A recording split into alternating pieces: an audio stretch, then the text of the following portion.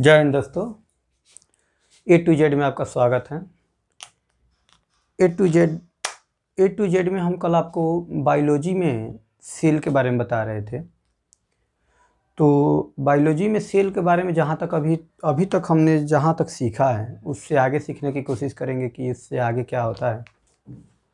तो बायोलॉजी में कल हमने आपको बताया सेल के बारे में। देखिएगा, कल हमने आपको बताया सेल के बारे में हमने आपको बता दिया। एक बात ध्यान दीजिएगा, सेल का बायोलॉजिकल नेम साइटो होता है। सेल का बायोलॉजिकल नेम साइटो होता है और सेल का अध्ययन जहाँ किया जाता है, सेल का अध्ययन जहाँ किया जाता है उस भाग को साइटोलॉजी कहते हैं। सेल का बायोलॉजिकल नेम साइटो होता है और सेल का अध्ययन जहाँ किया जाता है उसे साइटोलॉजी कहते हैं। छोटा सा बात था, आपको जानना जरूरी था। देखिए, कल कहाँ तक हम लोग पहुँचे थे। तो कल की क्लास में हम आपको सेल के सभी भाग को बता रहे थे। तो आज हम आपको उसमें जो अभी भाग छूटा था, सेल का जो अंग छूटा था, उसके बारे में हम आपको बता रहे हैं। उसमें कल अभी बाकी था सेंट्रोसोम।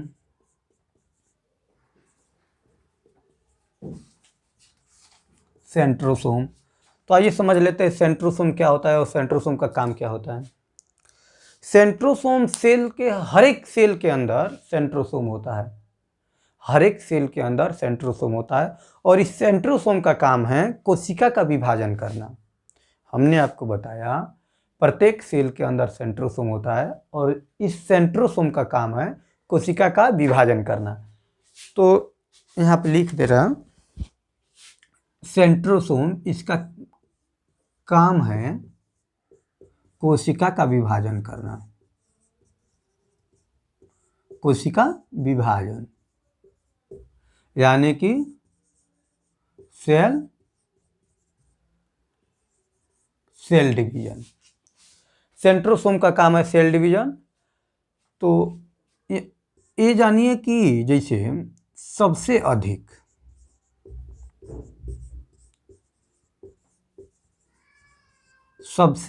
सेल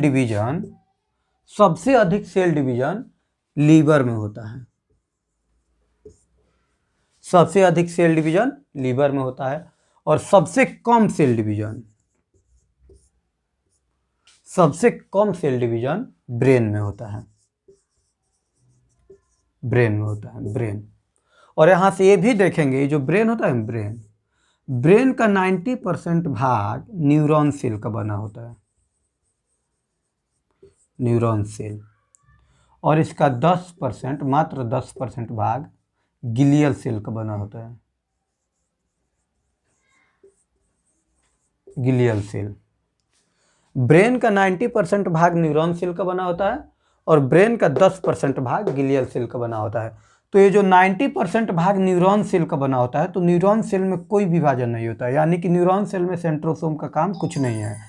न्यूरॉन सेल में सेंट्रोसोम नहीं होता है और ये जो 10% गिलियल सेल है, इसी के कारण कोशिका विभाजन होता है। गिलियल सेल के कारण कोशिका विभाजन होता है, जिससे आदमी को ब्रेन ट्यूमर हो जाता है। ब्रेन ट्यूमर एक बहुत ही घातक बीमारी है जिसको हिंदी में ब्रेन हैमरेज कहते हैं। तो 10% गिलियल सेल पाया जाता है ब्रेन में और इसी 10% गिलियल सेल के कारण आदमी को ब्रेन ट्यूमर नामक बीमारी होती है। तो ये अब देख लिए। अब आगे बचा माइटोकॉन्ड्रिया। आइए इसको जल्दी से नोट डाउन कर लीजिएगा। माइटोकॉन्ड्रिया बता रहे हैं, देखिए।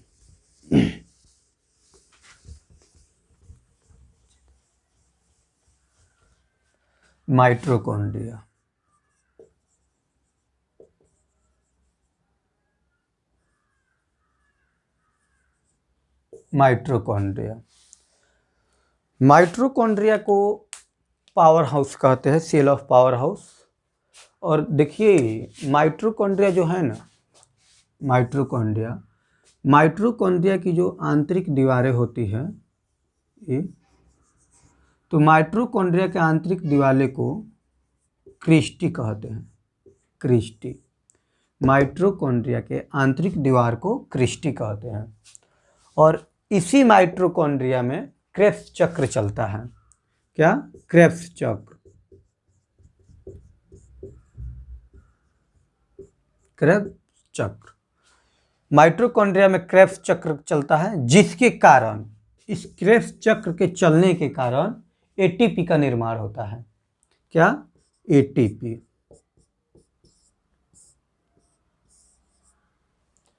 माइटोकॉन्ड्रिया में क्रेब्स चक्र चलता है और इसी क्रेब्स चक्र के चलने के कारण एटीपी का निर्माण होता है। और ये एटीपी यानी कि 38 एटीपी, ध्यान दीजिएगा, 38 एटीपी मिलकर एक ग्लूकोज का निर्माण करता है। ग्लूकोज, 38 एटीपी मिलकर एक ग्लूकोज का निर्माण करता है। इतना ध्यान रखिएगा कि माइटोकॉन्ड्रिया की आंतरिक दीवारें को क्रिस्टी कहा जाता है। ये शब्द जो क्रिस्टी अभी आपको हम बताए हैं, ये बहुत ही फेमस शब्द है। हर एक एग्जाम में पूछा जाता है कि माइटोकॉन्ड्रिया के आंतरिक दीवारें को क्या कहा जाता है। तो माइटोकॉन्ड्रिया के आंतरिक दीवारें को क्रिस्टी कहा जाता है। इसे याद रखिएगा, भूलिएगा नहीं। ये बहुत ही फेमस वर्ड है, इसे बार बार हर एक एग्जाम में रिपीट किया जाता है। और ये जो क्रेब्स चक्र हैं, ये भी कोई कम नहीं है, ये भी बहुत फेमस शब्द है, क्रेब्स चक्र। इस क्रेब्स चक्र के कारण एटीपी का निर्माण होता है। इतना ध्यान दीजिएगा, नोट कीजिए इसको। आइए मिटाते हैं, आगे देखिए।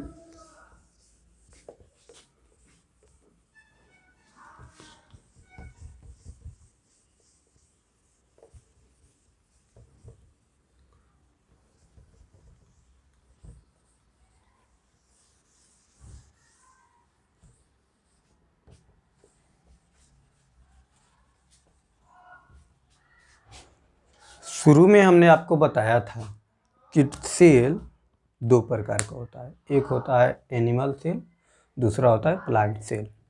तो अभी हम आपको एनिमल सेल के बारे में बता रहे थे और यहाँ पे अब हम आपको प्लांट सेल के बारे में बता रहे हैं। ध्यान दीजिएगा, यहाँ पे देखिए डिफरेंस आपको बता दे रहे हैं।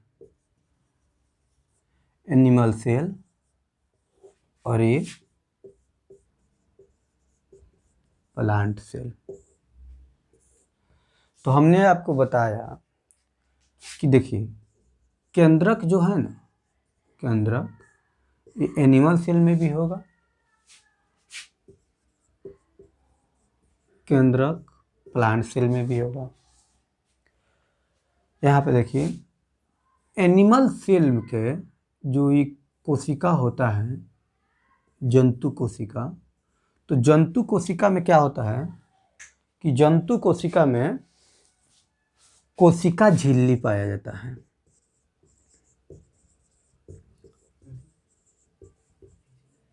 कोशिका झिल्ली, जंतु कोशिका में कोशिका झिल्ली पाया जाता है, जबकि यहाँ पे पादप कोशिका में कोशिका भित्ति पाया जाता है।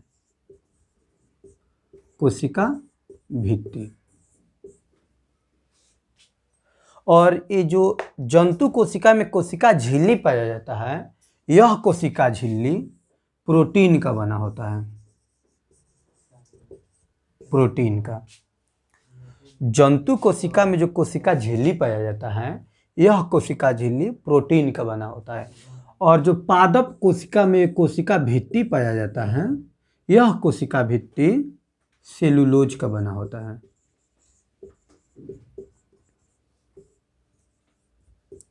सेलुलोज का। पादप कोशिका में जो कोशिका भित्ति पाया जाता है, यह कोशिका भित्ति सेलुलोज का बना होता है, जबकि जंतु कोशिका में जो कोशिका भित्ति पाया जाता है, यह कोशिका झिल्ली पाया जाता है, यह कोशिका झिल्ली प्रोटीन का बना होता है। तो इसे मतलब कुछ हाइलाइटेड वर्ड थे, जो हाइलाइटेड शब्द, वो हमने आपको यहाँ पे कुछ डिफरेंस करके बताने की कोशिश की है। आई होप कि आपको ये डिफरेंस समझ में आया होगा। और इससे आगे हम आपको बता दें, चलिए इतना आप नोट डाउन कीजिए, इससे आगे हम आपको बता रहे हैं।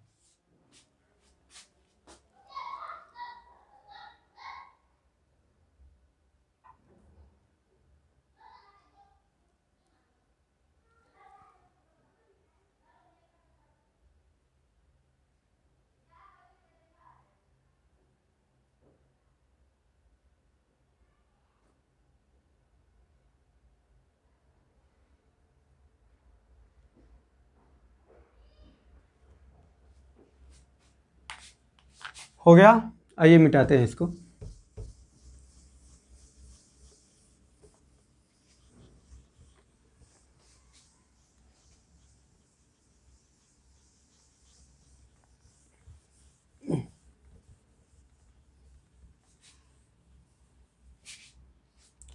ध्यान दीजिएगा,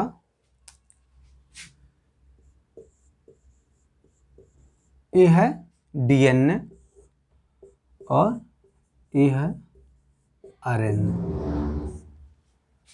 दोनों ही नाम बहुत ही फेमस है, आप समझिएगा, डीएनए आरएनए।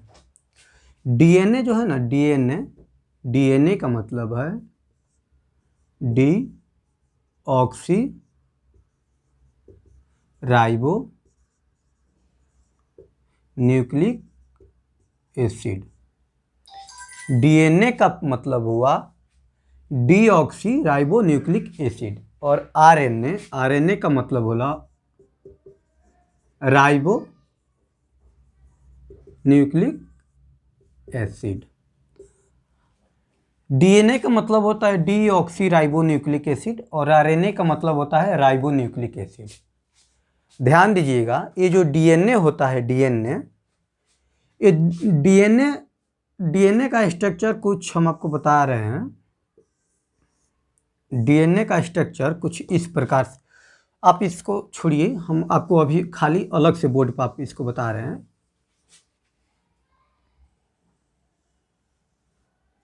इसको आप नोट कीजिए जल्दी से, इसको बोर्ड खाली करके अभी हम आपको बताएंगे आगे।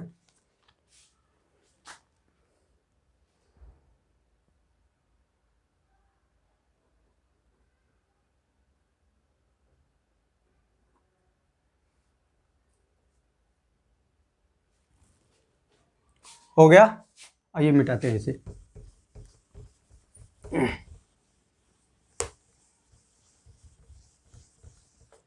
देखिए क्या बता रहे थे, डीएनए, ध्यान दीजिएगा, डीएनए यानी कि डीऑक्सी राइबो न्यूक्लिक एसिड।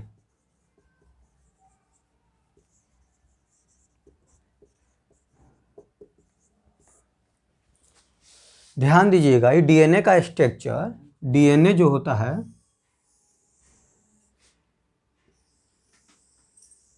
वो कुछ इस प्रकार से होता है, यानी कि डीएनए में डबल हेलिक्स समझ रहे हैं लोग, दोहरी संरचना। डीएनए में दोहरी संरचना होती है। क्या? दोहरी संरचना। और इसी दोहरी संरचना का खोज, पहले तो जानिए कि डीएनए में दोहरी संरचना होती है, और इसी दोहरी संरचना का खोज सबसे पहले इस दोहरी संरचना को कौन पता लगाया था? तो डीएनए में जो दोहरी संरचना होती है, इसका सबसे पहले पता वाटसन और क्रिक ने लगाया था। Watson and Crick. डीएनए में दोहरी संरचना होती है और दोहरी संरचना का पता सबसे पहले वाटसन और क्रिक ने लगाया था। अब देखिए डीएनए को बता रहे हैं आपको, देखिए ये डीएनए है और ये क्या है? डीएनए का एक फेरा है, यहाँ से लेकर यहाँ तक डीएनए का एक फेरा है। तो आप ध्यान दीजिएगा, डीएनए के प्रत्येक फेरे में क्या क्या बोला हमने अभी आपको कि डीएनए के प्रत्येक फेरे में 10 न्यूक्लियोटाइड होते हैं। क्या? 10। जैसे देखिए यहाँ पे 1 2 3 4 5 6 7 8 9 10। फिर उसी तरह यहाँ पे ये भी एक फेरा है, 1 2 3 4 5 6 7 8 9 10। फिर यहाँ देखिए 1 2 3 4 5 6 7, 8, 9, 10। तो डीएनए के प्रत्येक घेरे में 10 न्यूक्लियोटाइड होते हैं और प्रत्येक न्यूक्लियोटाइड के बीच की दूरी देखिए। पहले तो ये जानिए कि डीएनए के एक न्यूक्लियोटाइड से लेके उसके 10वें न्यूक्लियोटाइड के बीच की दूरी 34 एंगस्ट्रॉम होता है। क्या होता है? 34 एंगस्ट्रॉम। यानी कि यहाँ से ये जो पहला न्यूक्लियोटाइड है, ये यहाँ से और यहाँ तक लास्ट वाले न्यूक्लियोटाइड के ये जो बीच के दूरी है ये 34 एंगस्ट्रॉम होता है। कितना होता है? 34 एंगस्ट्रॉम। तो कॉमन सेंस की बात है, यदि आपसे कोई ये पूछ दे कि डीएनए के प्रत्येक न्यूक्लियोटाइड के बीच की दूरी बताओ, जैसे कि हम आपको बता रहे हैं ये पहला है और ये दूसरा, तो कोई आपसे ये भी तो पूछ सकता है ना कि इस न्यूक्लियोटाइड और इस न्यूक्लियोटाइड के बीच की ये जो दूरी है ये कितना होगा। तो कॉमन सेंस की बात है, हमने अभी देखा कि डीएनए के फर्स्ट और लास्ट न्यूक्लियोटाइड के बीच की दूरी 34 एंगस्ट्रॉम होती है। और आप ये भी जान चुके हैं कि प्रत्येक घेरे में 10 न्यूक्लियोटाइड होते हैं। तो आप इसमें 10 से भाग कर दीजिए तो प्रत्येक के एक के बीच की दूरी निकल ना जाएगा जी, एक का। जब 34 एंगस्ट्रॉम होता है और इसमें 10 गो है न्यूक्लियोटाइड, तो आप 10 से भाग कर दीजिए, एक न्यूक्लियोटाइड के बीच की दूरी निकलेगा। तो यहाँ पे आप जब 10 से भाग दीजिएगा तो 3.4 एंगस्ट्रॉम आएगा। इसका मतलब ये हुआ कि डीएनए के एक न्यूक्लियोटाइड से दूसरे न्यूक्लियोटाइड के बीच की दूरी, ध्यान दीजिए, यहाँ पे हमने बताया कि डीएनए के फर्स्ट न्यूक्लियोटाइड से और लास्ट वाला जो 10वां न्यूक्लियोटाइड है इनकी बीच की दूरी 34 एंगस्ट्रॉम होती है। और दोबारा हमने आपको ये बताया कि डीएनए की पहली न्यूक्लियोटाइड और दूसरी न्यूक्लियोटाइड के बीच की दूरी, जब इसमें 10 टोटल न्यूक्लियोटाइड है तो 10 से भाग कीजिएगा तो 3.4 एंगस्ट्रॉम आएगा। इसका मतलब ये हुआ कि डीएनए के एक न्यूक्लियोटाइड से लेकर दूसरी न्यूक्लियोटाइड के बीच की दूरी 3.4 एंगस्ट्रॉम होती है। इतना बात क्लियर हो गया? अब देखिए ये जो न्यूक्लियोटाइड है, सपोज मानिए ये न्यूक्लियोटाइड, इसको हम यहाँ पे ले लेते हैं एग्जांपल के लिए।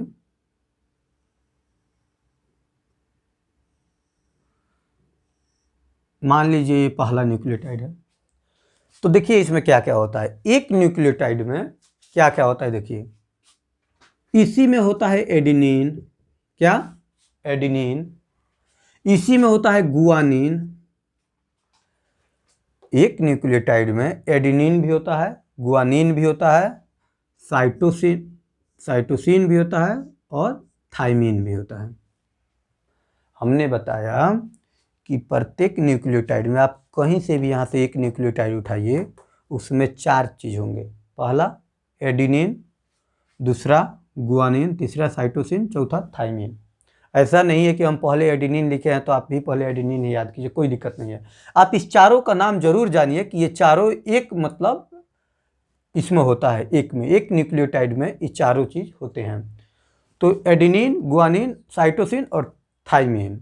तो आपको ये बता दें कि और ये जो एडेनिन है ना, एडेनिन और गुआनिन, इसमें डबल बॉन्ड होता है। एडेनिन और गुआनिन में डबल बॉन्ड होता है और साइटोसिन और थाइमिन में ट्रिपल बॉन्ड होता है।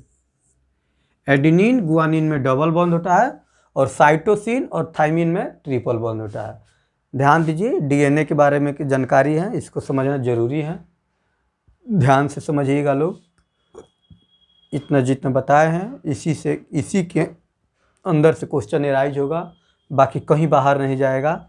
इतना जितना बता रहे हैं इतना आप ध्यान से देख लीजिए, क्वेश्चन इसी में से आएगा, कहीं दूसरा बाहर नहीं जाने वाला है। आप इसको जल्दी से नोट कीजिए, आगे की बात बताएं।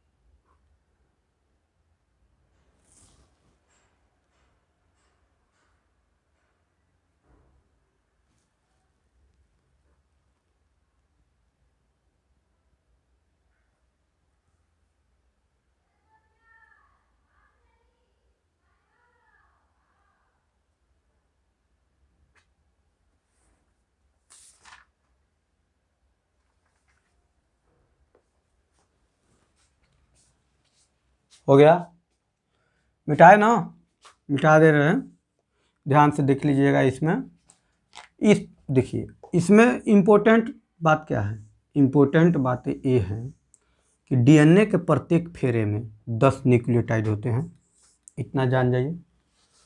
और प्रत्येक न्यूक्लियोटाइड के बीच की दूरी 3.4 एंगस्ट्रॉम होती है। और पहला न्यूक्लियोटाइड से लेकर 10वां मतलब इन दोनों के बीच की दूरी 34 एंगस्ट्रॉम होता है, ये जानिए। और एक न्यूक्लियोटाइड में 4 चीज़ें होती है, एडेनिन, गुआनिन, साइटोसिन, थाइमिन।